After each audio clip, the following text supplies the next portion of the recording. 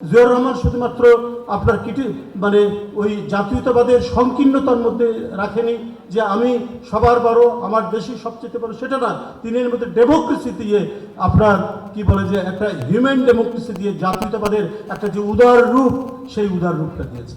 Nelson Mandela, Mahatma Gandhi, Patrice Lumumba, Ziaur Rahman আমরা এক কাতারে ফেলতে পারি।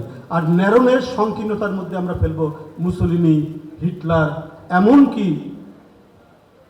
কথাটি কি বলবো আরেকজনে করতে পারে, যেটা বিশ্লেষণ করেছে চমৎকারভাবে আব্দুল হাই সিকদার, শেখ মুজিব। ওই যে বলে গেলেন তোরা সব বাঙালি হয়ে যা মানবেন্দ্রনাথ লারমাকে, ওইটা হচ্ছে ন্যারো ন্যাশনালিজম, ওইটা হচ্ছে সংকীর্ণ ন্যাশনালিজম। এই কারণে তার ডেমোক্রেসির প্রতি যে আন্তরিকতা, কমিটমেন্ট, এই ডেমোক্রেসির প্রতি কমিটমেন্ট ছিল না আওয়ামী লীগের, আজও পর্যন্ত নেই। ওরা বাকশাল করেছে, খবরের কাগজ বন্ধ করেছে, রাজনৈতিক দল বন্ধ করেছে, কথা বলার অধিকার বন্ধ করেছে, এবং সেই গুমের সংস্কৃতির চর্চা তারা করেছে ৭২-এর পর থেকে এবং ২৪শে জুলাই পর্যন্ত। যখনই ক্ষমতা এসছে তখনই তারা এই ঘৃণ্য, এই একদলীয় শাসন, এই সংকীর্ণ ফ্যাসিবাদ তারা কায়েম করেছে।